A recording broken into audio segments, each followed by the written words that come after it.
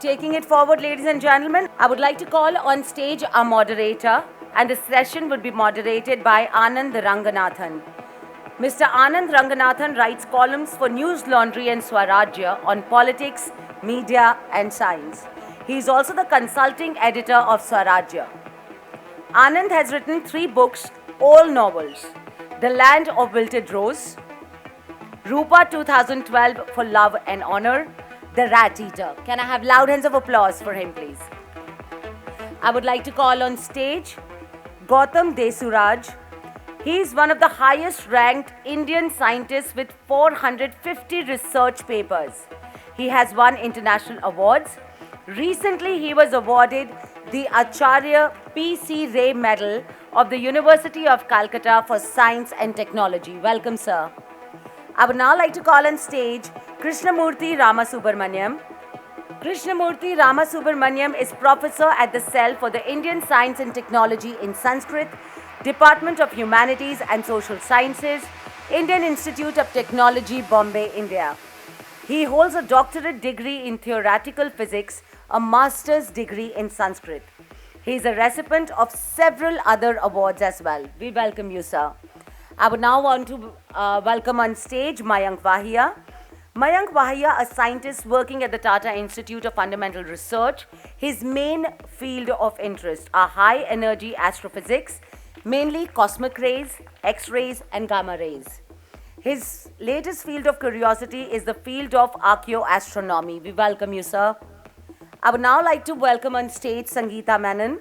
Sangeeta Menon is professor and head of Consciousness Studies program and the dean of School of Humanities at the National Institute of Advanced Studies in the Indian Institute of Science campus. Her recent books are Brain, Self and Consciousness, Explaining the Conspiracy of Experience, Interdisciplinary Perceptives of Consciousness and the Self, and Self, Culture and Consciousness, Interdisciplinary Convergence of Knowing and Being. I welcome you all, the speakers and the panelists. I would please request the moderator to please initiate the session, keeping in mind that we have 45 minutes of the session and the question answer round. Thank you so much. Please enjoy the session, ladies and gentlemen. Thank you very much. Good morning, everyone. It's a real pleasure to be here, and I thank Vikram Sampath and the organizers for this wonderful festival that kicked off yesterday. And I must also thank the audience for this tremendous sacrifice you've made in attending our session, because this session is in parallel with Dr. Swami's session. And I could have sworn there were a couple of panelists more, but I think they have gone to listen to Dr. Swami's session. So anyway, we'll make do with what we have. No, it's a real pleasure and it's a real honor to be moderating this session and amidst such luminaries. So the way I've kind of loosely structured this, we have half an hour and then we'll keep 15 minutes for questions.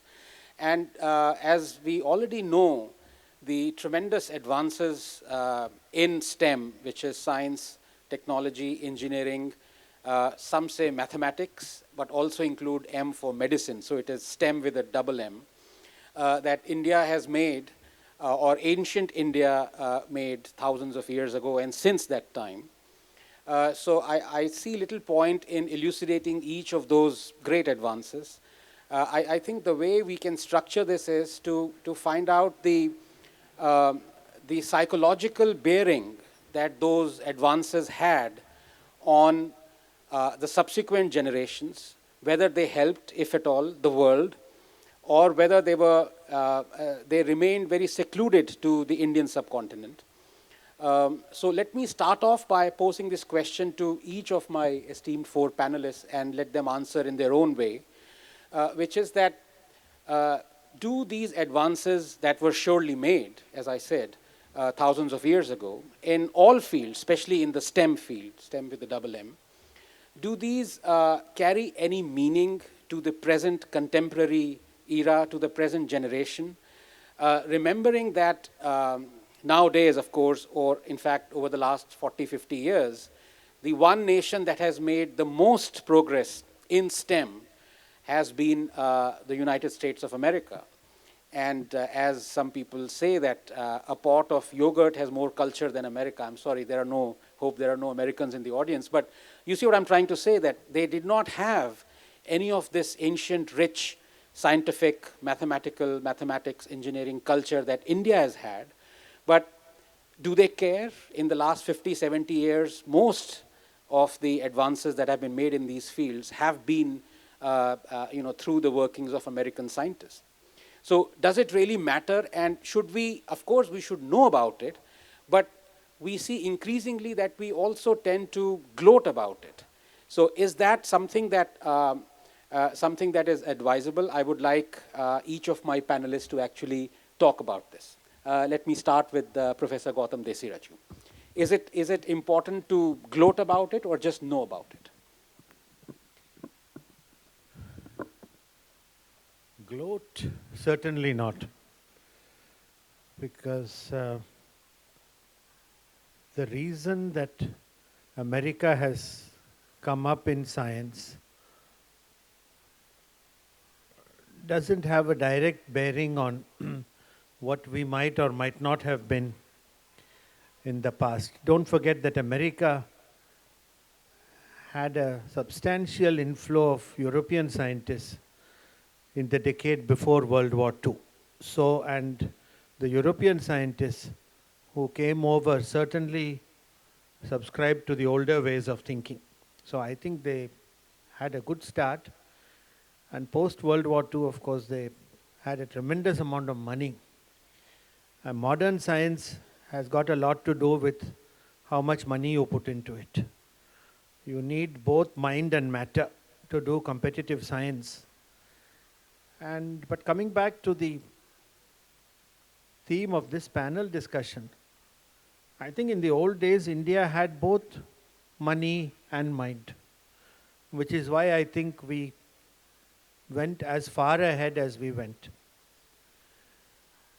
If I might just go a little bit beyond your question, Anand, I think that the main contribution of India to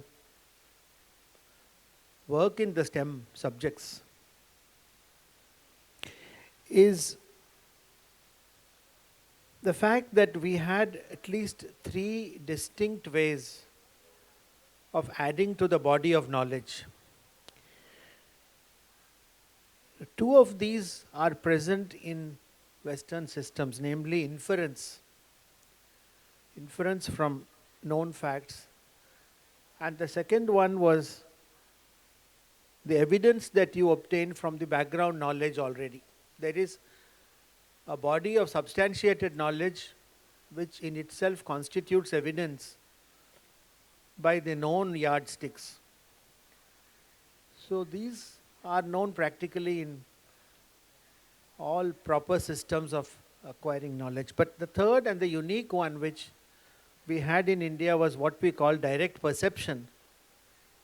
And so if I could just have the PPT slide, please. We have PowerPoint slide. Yeah, they had just one slide. Where are the organizers? Yeah, they're there. Could we have the PPT slide, please? Yeah, there it is. Okay. Now, just look at this picture. Now, that's what I mean by direct perception. That is the Hindu proof of Pythagoras' theorem. And in fact, it says nothing about even what the theorem is. It just says, behold. And anybody with a 6th or 7th class knowledge of algebra will be able to arrive at the proof of Pythagoras' theorem just from this picture. So no words need be spoken. And that's what I mean by direct perception. And this direct perception, now Anand, if you give me just 2 more minutes, please. I will fast forward to the modern era. 2019 happens to be the International Year of the Periodic Table. And for the lay people in the audience, the periodic table is a list of the chemical elements. And scientists more than anyone else, know that there is nothing called absolute truth.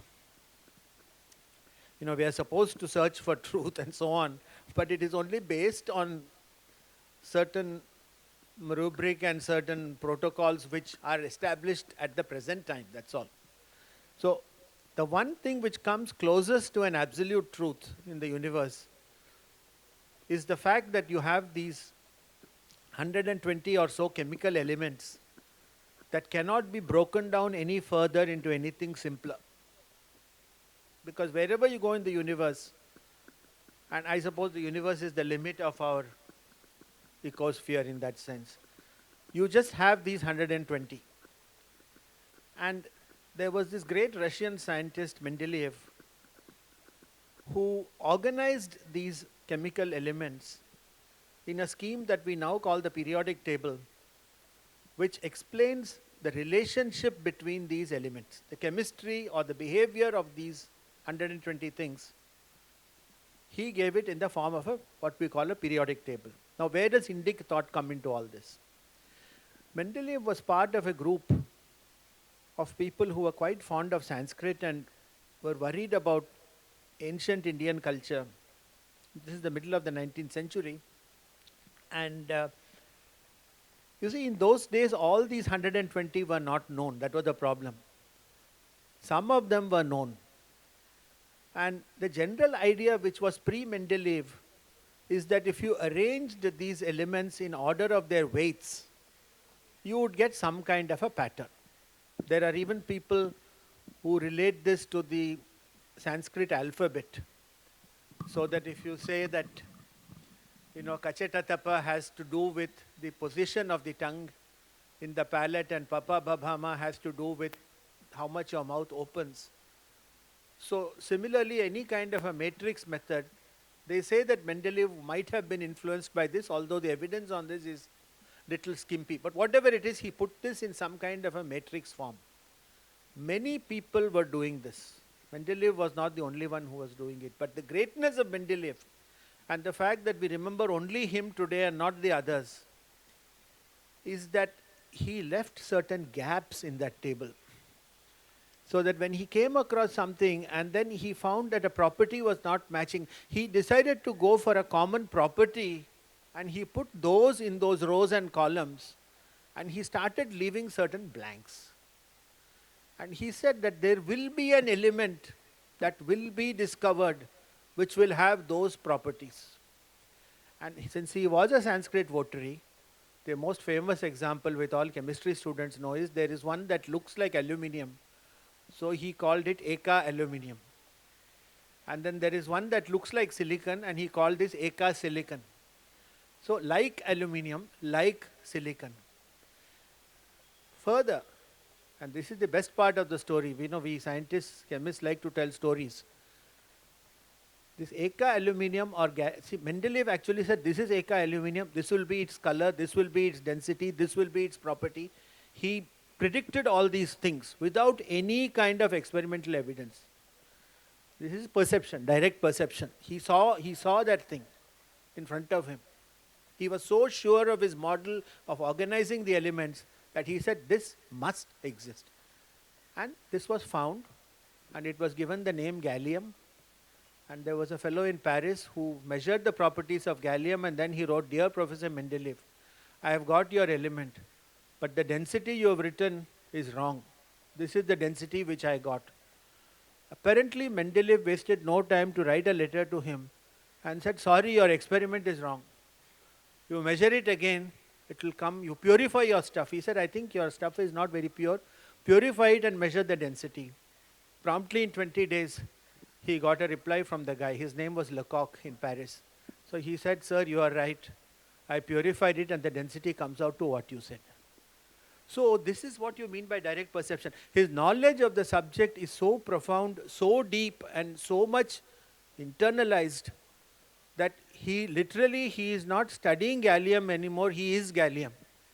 This is something that, this concept hasn't been, expounded in, if not great detail, in any detail in the textbooks. This concept of perception.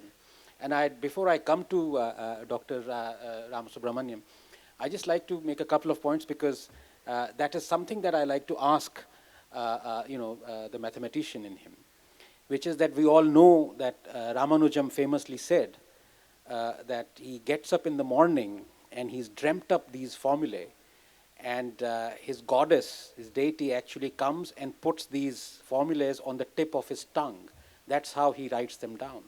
Now, this is something so astonishing that you'll be, how could a rational, logical mind, a mathematician, just conjure up out of thin air these formulas?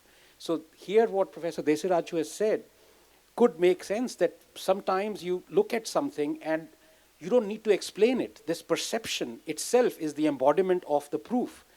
And before I come to the mathematician, I just want to give one example that people are always telling me, because I have professed in great detail my faith in Darwinian theory of evolution, that they say, well, you look at the Dasavatara, now isn't that the theory of evolution itself? Now, it is quite possible that the people who conjured up or came up with this Dasavatara, that, and surely there is a logical concept in coming to Kalki, starting from the basic. They probably felt this was true, that is how the evolution has happened, but they did not deem it fit to explain it. Whereas Darwin did. He said you need adaptation, that is how evolution is happening, survival of the fittest, so on and so forth. So many times we do take Indian thought process as, we do not go into much depth because it has not been explained. As I say, we have Vedas that do not have formulae but have proof for everything, and we have Ramanujam who had the formulae but proof for nothing, and people are still struggling in trying to find out the proof. So let me come to the mathematician amongst us, and I would like to ask him this fact that Professor Desiraju has just said, this perception, how common it is in the ancient concept of Indian mathematics and the Indian mathematicians.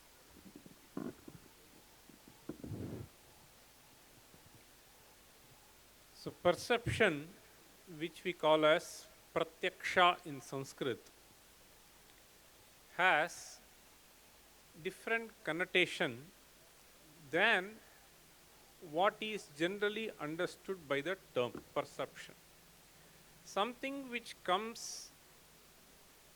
becomes evident to one of the sense organs is what we generally understand as perception, pratyaksha.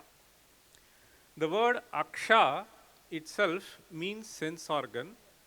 Prati means that which is in front of. So this is generally what is called pratyaksha. And from pratyaksha goes the anumana, inference, and so on. Now, this word pratyaksha has been further understood. One is external perception, the other is certain internal perception. So, laukika pratyaksha, the other is called alaukika pratyaksha. So, this alaukika pratyaksha, laukika means something which is not explained through the general process through which we understand the perceptual knowledge to take place. When I see you, it is a pratyaksha. When I sense the wind, it is a pratyaksha. But when they talk of this pratyaksha, it is not this laukika pratyaksha, but alaukika pratyaksha, which is all dealt with in great detail in logical texts. Since this example of Ramanujam was cited, there is an interesting discussion which has been presented by one of the well-known scientists in the Indian tradition of 1500, whose name is Nilakantha Somayaji. The very fact that Somayaji, he is a sort of religious person who performs yaga, etc., but he has presented a very brilliant picture of the motion of the planetary objects around us. Once a student is supposed to have posed this question to Nilakantha based on certain understanding of the earlier literature in astronomy. So there is a certain, as Ramanujam has said, Devi comes and makes me evident of what is to be presented by me. So in other literature also, Brahma has revealed this to me, sun God has revealed to me, etc. This statement we find. So the student goes to Nilakantha and then asks this question. So since Brahma or Aditya has themselves revealed this, the earlier literature, certain parameters have been stated in astronomy. why at all one should actually make any revision or make further observation or inferences? After all, Brahma is all-knowing, and since he has revealed. So then the Nilakantha says, Natu Brahma Adityo va Swayam Agatya Upadishet, which means Brahma or Aditya does not come in front of you and then reveal this. So then what does one understand by this Devata Prasada? So Devata Prasada, he says, Mati Vaimalya Hetureva. See, Mati Vaimalya Hetuhu means a certain clarity which arises, and when does it arise, at what point does it arise, is something which will not be able to explain so easily. And in this context, we say a certain process can help you in having a much better clarity in thought, in getting something revealed to you. So that is what one understands by Devata Prasada, and not that Brahma or Aditya comes and directly reveals the truth to you, which you just present in your modern language. So this is what is understood by Pratyaksha, and there is a detailed discussion on what is Alaukika Pratyaksha and what is Laukika Pratyaksha. Thank you very much. I think we will end with the physicist, but before I come to the physicist, I want to indulge Dr. Menon in a couple of thoughts that I have. One is that, as we've talked about, and I think it's very nice that the discussion is veered towards this concept of perception. And you, have worked on, neuroscience, the concepts of the mind. How prevalent were they in ancient India? And B, as, sorry to be asking this plebeian question, is there an ancient Indian equivalent of Freud?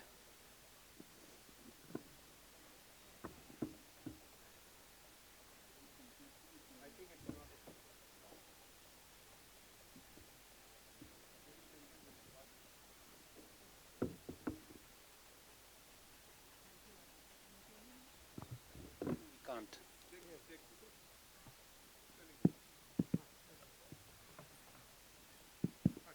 All right. Thank you, Anandji, a third time. And it's interesting to contextualize these questions in the basic premises how science and philosophy were parallelly placed. For example, if you look at the idea of mind or the idea of acquiring knowledge itself, how it arose in the Western science and the Western milieu, is by the assumption that the subject and object are different, or something which has to be objectively understood, or the processes of epistemology has to be differentiated from anything personal or a subjective engagement to it. So we are talking about a kind of a basic binary and dualism, which is Baconian and Cartesian. But if you look at the Indian philosophical traditions in large, which also has influenced Indian ways of creating science, this dualism itself was critiqued, or this dualism was kind of merged in a more inclusive picture of portraying the human person or personality and the individual as a whole. And I think this is a big difference, because we are kind of differentiating between dualism and an inclusion on the other side. And what such an inclusion has given rise is to, first of all, of course, to differentiate between the basic concepts in the process of knowledge, in the process of experience, which is the body, mind, and the third element, which is called the self. It's interesting that the current discussions on neuroscience has a lot to say about self, but it's also interesting that how the concept of self has merged into every discussion and nuanced the idea of perception or the idea of knowledge from a very ancient classical period itself. And I think it's important to consider the significance given to the idea of self in classical Indian traditions, and thereby the scientific traditions. And such a notion has influenced our way of understanding the human body, the challenges that happen to the person, and finally what we call as healing. And it's extremely interesting that the sense of healing in the Indian tradition is connected with a sensorial aesthetic feeling. It's also connected with the idea of self-transformation. And it's also connected with the whole enterprise of connecting with each other, which means an interconnected cosmos is portrayed even to project the concept of healing. Now, to the last question, which Anandji has kind of been in a provocating manner as asked, which I think is important to also look into it, but do we have a equivalent of Freud in Indian philosophy or Indian medicine? I would think that though the conceptual frameworks are extremely different, Charaka portrayed the human body, the human mind, and the human self with certain basic structures which are universal, just like Freud portrayed the human mind using a particular structure which he thought is universal. But perhaps what is different, strikingly different between Freud and Charaka is that Charaka took life as a whole, whereas Freud took mind as a whole. So here, what is whole is interestingly different for Freud and Charaka. So was there a concept of interpreting dreams or to be able to cure a neurological disease like Freud started? Was there such concept in ancient India? I would say that if you look at Charaga's works, it's interesting that how philosophical it is. And any idea of psychology or interpreting a particular facet of your mind has to be founded on philosophy.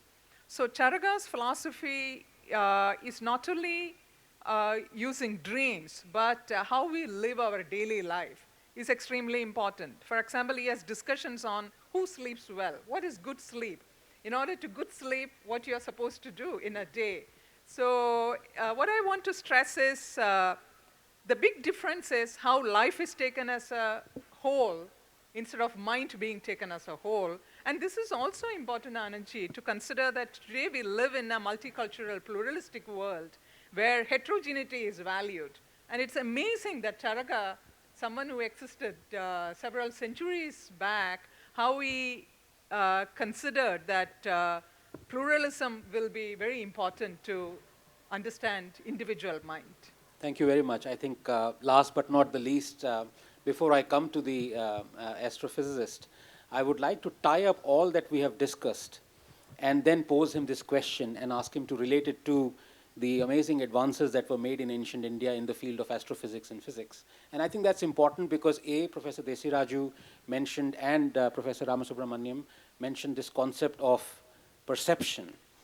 And at the heart of Darwin's theory of evolution, of course, lies adaptability. And adaptability is a consequence of mutations, helpful mutations. And the funny thing is, if you relate it to, let's say, a common occurrence, to give an example, Beethoven's Ninth Symphony was composed by him, written by him on paper in, I think, 1825 or 1827. And if I want to play Beethoven's Ninth Symphony right now, I can play it almost exactly as Beethoven imagined it. Whereas if you look at our Tyagaraja and our so many ragas that were composed, nothing was written down. So mutations happened along centuries, and did they enhance this concept of perception? Did they make it better? What kind of philosophy would it be that actually engages the self or the person who's discovering to kind of disengage a little with the discoverer and to put a little bit of his own or her own into the concept itself? To give an example, Symphony Number 9, nothing has changed in the last 200 years, but ragas, sometimes everything has changed. They have probably made it better. They have mutated. There is diversity in it, and therefore adaptability and this ability of survival. So let me tie these concepts up and ask Professor about how prevalent was perception in the field of astrophysics, because I don't want to be unkind to the physicists here, but I would say it is the most philosophical of the sciences, perhaps not very useful as a common man might perceive it, because all you have to do, I'm talking of ancient India, is to look up after you've been fed your square meals and to, find a way of why are these stars moving in the way they are? What use could those be to, the common population? Was that the thinking? How exclusive was ancient India thinking about physics? How exclusive was it in ancient India? Thank you very much. First of all, I want to take up this issue of Beethoven as a side story. The Sanskrit literature, the Vedic literature essentially is orally transmitted, but it is as precisely transmitted as it was first written, exactly like Beethoven's symphonies without writing. That is because Sanskrit has several layers of confirming and reconfirming before you can recite a shloka. So we are fairly confident that Beethoven has lasted 200 years, Vedic literature probably has lasted 3,500 years. That's a different part of the story. The part of the story is that you cannot have a civilization for 3,000-4,000 years without extensive scientific work. So if you look at Harappan civilization, a lot of physics has gone into designing that. Subsequently, if you look at the textbooks of physics, if you look at the golden period of India, 600 to 200 BC, you have this very nice books on physics which become a textbook. So if you look at Vaisheshika, for example, it's a genuinely secular textbook of physics in every sense of the word. It does not invoke God, it does not invoke miracle, it does not talk of anything that is supernatural and does not require a God to come and do anything. It says that material consists of material and there is property, and this is how the properties mix, this is how the properties change. There's a concept of time, there is a concept of space, there's a whole bunch of very classical physics concepts. They didn't have the kind of experimental physics which 15th century Europe had. But for the period in which it was written, it became a classic, and that is the first time that you get this concept of Panch Mahabhut and how they weight, change and all that. So there was a lot of excellent physics done at the time of ancient India, but there were some major fields which we have missed, and which is one reason why we didn't go very far. So for example, there is no gravity, there is no electromagnetism, there is no thermodynamics, and therefore some of the later things that Europe would discover are not there in the ancient Indian literature. But for the period for which it was created, it was absolutely a landmark piece of work, and Vaisheshika, for example, becomes a standard textbook of physics for a good 1,000 years. So there were bits at which we had been very good, which we had perceived well, and there were bits at which we had completely missed out. And today there is a lot of tendency to mix the two, which is simply tragic because it undermines everything else. What is good, what is correct is being washed away with the false claims that are being made, which is a tragedy, because then nobody takes you seriously, because if you make claims without evidence, nobody will ever take you seriously.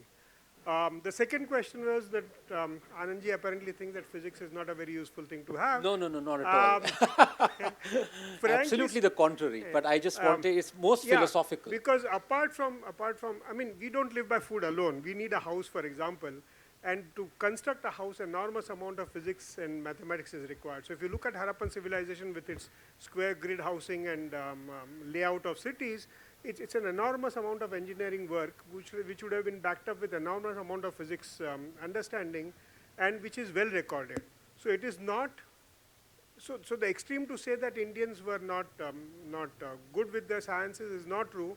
On the other hand, to claim that Indians knew all the sciences and everything that is being discovered in after 15th, 16th century is something that you will find in Veda also doesn't make sense. The primary reason is that the way the Western science or the modern science is based on experiments and experimental evidence. And in India, we didn't have this tradition of experimentally checking an external world and then comparing it with what you get in order to improve the performance.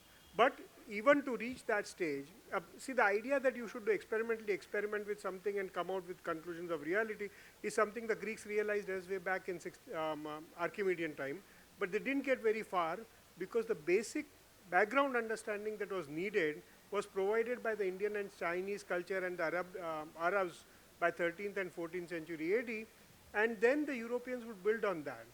And so our analytical way of doing things, our inductive way of doing things, they replaced that very concept with the idea of external thinking, the axiomatic thinking, and that produced a lot of knowledge which we didn't have in the ancient times. But for the period that you talk about, if you look at Vaisheshika, 2nd century BC, it's a phenomenal textbook of its own right.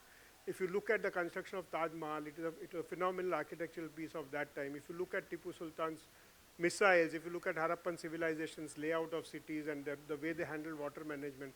So there's phenomenal amount of scientific understanding that we have had instinctively and externally shown, and I think there is so much good that is there already that even without contaminating it with creative reinterpretation, there are a lot of things we can be happy about. Professor, you have a reason or an explanation as to why we, as in ancient Indians, missed out on the concepts that you talked about, gravity and electromagnetism?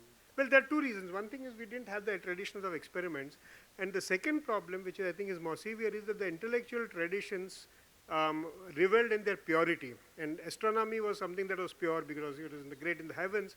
And so they focused on subjects where the Brahmins, if you wish, could study without having to mix with the artisans and stuff. Right. Now, mechanical work was something that was done by artisans. Right. So that experimental aspect they completely missed out. Right. Now, I want to keep 10 minutes for the questions, and you please address it to not me but to my esteemed panelists. But before I come to that, one last point I'd like to make.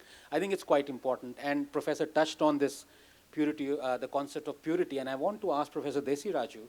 Now, of course, we talk about lately in the last 4 or 5 years this concept of patriarchy, and Brahminical patriarchy has gained credence, for better or for worse.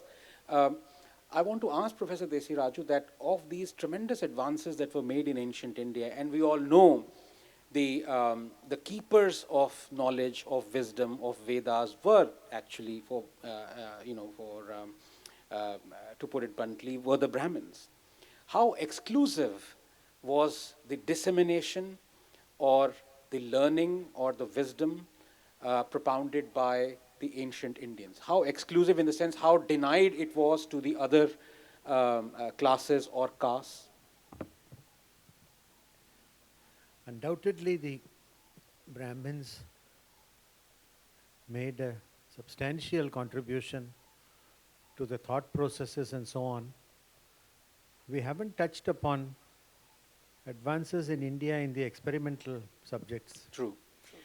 I think my own subject, chemistry, is a wonderful example of the fact that we were extremely sophisticated with experimental techniques. The extraction of, say, a reactive metal like zinc from its ores. We knew how to do this about 1,000 years ago, and you still have those mines in Rajasthan where zinc was extracted. Now the problem with extracting this metal is that it's so reactive. Not only were we able to extract it in a pure condition, we even recognized that it was a metal. And it took another 400-500 years before the chemists of Europe even identified zinc as a metal. So I don't think we were really deficient in the experimental side. We talked about medicine briefly, Charaka and Susruta and all that. Now medicine, surgery, plastic surgery, all these things were very well known and properly documented in India. So there was certainly a lot of sophisticated experimentation. There's no doubt about that. And it was put in a language. Did it trickle down to the other than the keepers of the flame? I do believe so, because I think the Brahminical thinking, which was extremely important, by the way, I don't think there is any doubt about it, and it's not a bad word. It's part of our tradition, some of the most wonderful parts of our tradition. And it was there in separate. I think theory and experiment were going together comfortably. I come back to what I said earlier. If you take US science today, you talked about the fact that the US is doing so well. The current model in a top pharmaceutical company to make these billion-dollar drugs is that you have a small group of people who are called thinkers and a large group of scientists in the lab who are called doers. So the thinker-doer model is well established in US, big US pharma today. And I think it is a model that goes with, again, mind and matter. You need money and you need a mind. And unless you have both these things with a lot of hard work, I do believe that our ancient Hindu scientists were extremely hardworking. There's no doubt about it. Were there any non-Brahmin thinkers? Well, if you take, again, I come back to my own subject where I'm the most familiar. If you take chemistry, there were two very brilliant chemists, separated by about 700 years, both were called Nagarjuna, and both were Buddhists. In fact, the second Nagarjuna, who came around 1000 AD, has literally, he's a metallurgist and a chemist. And the kinds of facts that he has put down, if you take it in a modern interpretation, it is absolutely modern. And Buddhism, in a sense, is really philosophically quite as a reaction to Brahminism even. And these were both devout Buddhists. And the earlier Nagarjuna was the one after whom Nagarjuna Konda is named. But he too was a chemist, but the second Nagarjuna was a much better chemist. And so these were all Buddhists, so there's no question of Brahminism here. Right. Thank you very much. I think I'll open the floor to questions, and we have about 8 minutes left. So I see a hand has gone up. Yeah. Yeah. Thank you. My question is posed to Desiraju Garu or Krishnamurthy. Could you please introduce yourself briefly? My name and is then Hari Kiran. I'm from Hyderabad. My question is posed to Krishnamurthy ji or Desiraju Garu. This is basically when we talk about, I have a younger brother who is a gene scientist, and he talks about Darwin till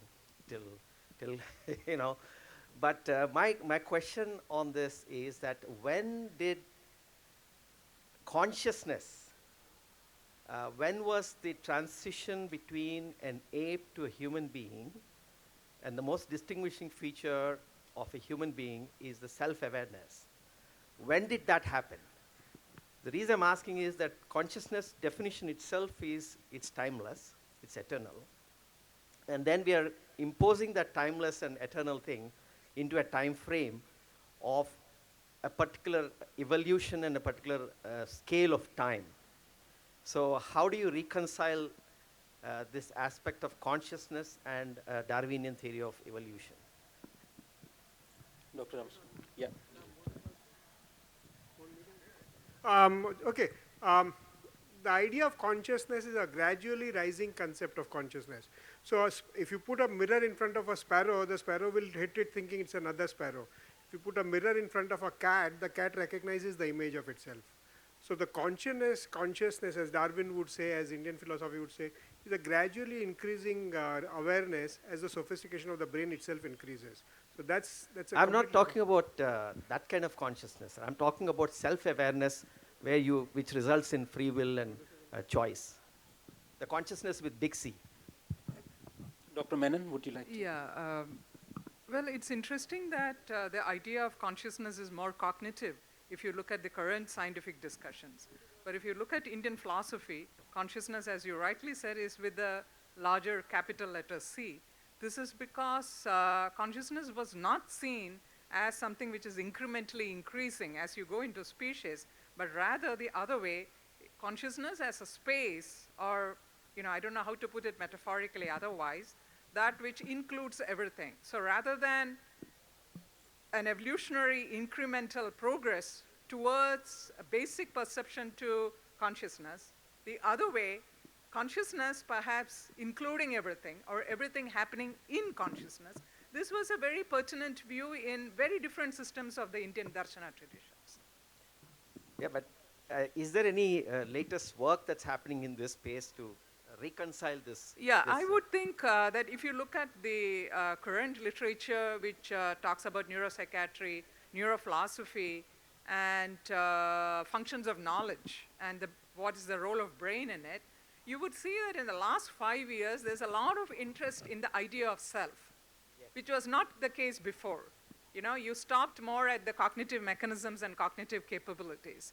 But suddenly you see a surge in publications and discussions on the idea of self. Because the self concept is very important when we talk about consciousness, because that talks about self-transformation, self-inclusion, and also finally what we understand as transcendence, which is not giving up and going somewhere, but expanding your context and expanding your peripheries. So yes, exactly. So the idea of self, I would think, comes as a big boost in including the Indian theories of consciousness in the current interdisciplinary discussions on consciousness. Yeah. Any other questions? If you just wanted me to put a time on it, I would say that I think your idea was to fix a number. Then it must be way before the Vedas. I think way before. So because by that time already these ideas of consciousness had firmed up really well. Yeah. Could you give the mic to the lady, please? Yes. There are lots of questions, but I think we have about 5 minutes. We Good have 5 afternoon. minutes. My name is Ushma, Yeah. and I just want to point out one thing, that when you talk of Western scientists, you're talking more recent. Don't forget, in the 12th, 13th, 14th century, a lot of people in Europe were killed because they went against the church's teaching. In India, we've not had people, in ancient India I'm talking of, who've been killed because they came up with theories on scientific basis. So that's a very, very important point to bring out. True. The difference in the approach of the Indian thinkers and the way the European, especially in the Middle Ages, how they reacted to science. And it was not until science separated itself from religion and philosophy that it was able to take on a completely different path. Absolutely, So that is very, very telling, because in India, we understood and saw the world scientifically, religiously, spiritually, and philosophically. All was part of one whole, whereas they had to separate everything in order for one to succeed. Thank you. Yeah, there's a hand that's been up there for some time. Thank you. Yeah. Sure. Good morning. My name is Anil. I'm a scientist at Aalborg University in Denmark. With your permission, I would like to make a few comments. I mean, I would like to add my own views. Dr. This is Sunu, not we are exactly really short of time, so Yeah, I'd really yes, appreciate yes, I mean, we'll very discuss brief, this very after brief the event, points, but yeah. Very brief points. I mean, firstly, the notion that, that we were somehow, we had a snobbish attitude towards physical experimentation is probably not true. We were a society which valued all forms of knowledge creation. We had no snobbery in that regard, and just because it was created by a different class of people, it somehow did not become inferior knowledge. Agreed, the Brahmins may have led the way in astronomy, but in the material sciences, which actually leads to the advancement of any civilization at the ground level. And if you go back to the Harappan civilization, for instance, India is a tin deficient country. And yet, you can find that in the bronzes the Hadappans made, they have very little amounts of tin in mundane items, just about enough to make the copper easy to process. Yet, if you talk of implements for cutting, daggers, swords, there's a phenomenally high amount of tin, more than 10, 11%.